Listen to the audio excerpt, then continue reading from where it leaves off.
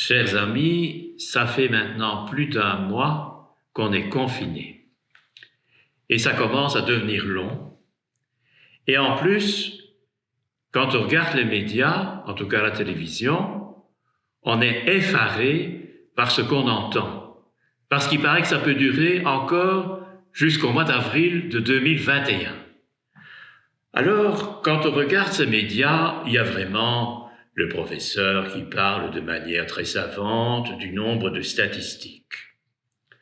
Bien malin celui qui comprend que c'est la semaine qui précède telle date qui fait finalement une synthèse. Puis vous avez le journaliste procureur qui viendra vous dire qu'il est interdit d'aller se faire couper les cheveux à Roubaix parce que c'est en dehors de la Belgique et on va revenir avec un virus.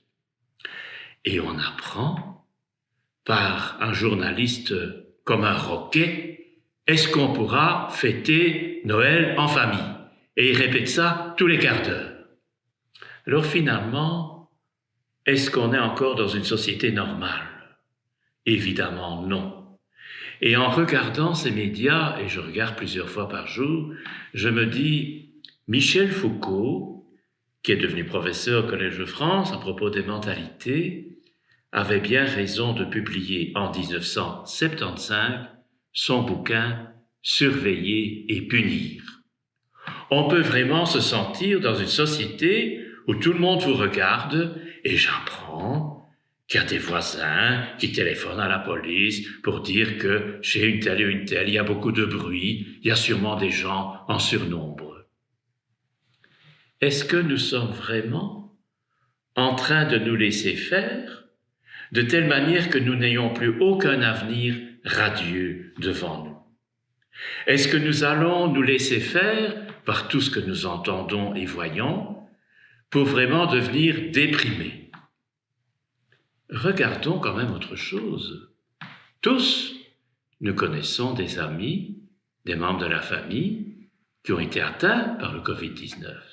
Tous, nous connaissons des gens qui ont été à l'hôpital. Certains sont morts. Alors quand on voit tout cela, on commence un peu à réfléchir. Et puis surtout, ne nous laissons pas faire par le discours sur ce qui est essentiel ou non essentiel dans la société. Pour ceux qui nous gouvernent, et c'est logique, ce qui est essentiel, c'est ce qui permet de vivre, d'être logé, chauffé, d'avoir de quoi se nourrir, et aussi d'avoir des médecins, des pharmaciens et bien d'autres professions qui sont absolument nécessaires pour une société. Mais vous pensez bien que pour ceux qui nous gouvernent, la religion, ça n'a rien d'essentiel. Qui, parmi ceux qui nous gouvernent, sait encore ce que c'est qu'une messe? Qui sait ce que c'est qu'une religion? Ah oui, à l'école, on a su qu'il y avait des pyramides en Égypte et que 3000 ans avant Jésus-Christ, il y avait des prêtres habillés en blanc, la tête rasée. Mais pour ce qui est aujourd'hui, qu'est-ce qu'ils en savent? Vous aurez remarqué certainement que chaque fois qu'on approche une fête chrétienne, on rappelle que l'Église, il y a plein de pédophiles, et puis on rappelle qu'il y a plein de violences suscitées par les religions. Et alors on se demande, mais moi, comme catholique, est-ce que je peux encore envisager un avenir pour Noël et pour les autres mois? Mais c'est évident qu'on a un avenir.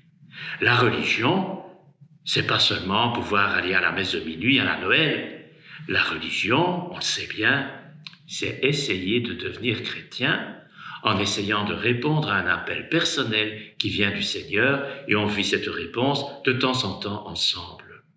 Alors je vous en prie, je vous en supplie, puisque je suis dans la religion chrétienne, ne nous laissons pas faire.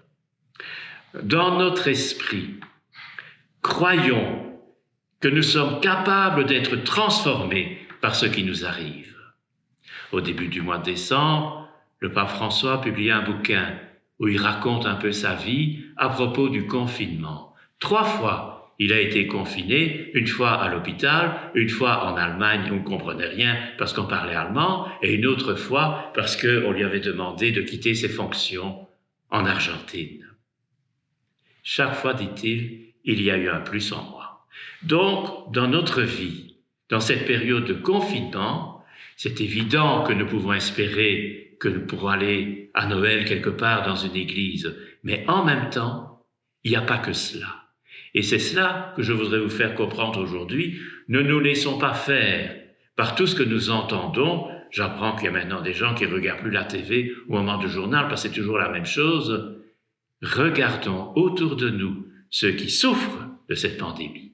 Venons à leur secours selon nos moyens et nous-mêmes, ressaisissons-nous et regardons dans notre propre vie ce qui peut être transformé. En tout cas, je vous souhaite bon courage et partagez votre foi, votre espérance avec tous ceux que vous rencontrez qui vous sont proches ou éloignés.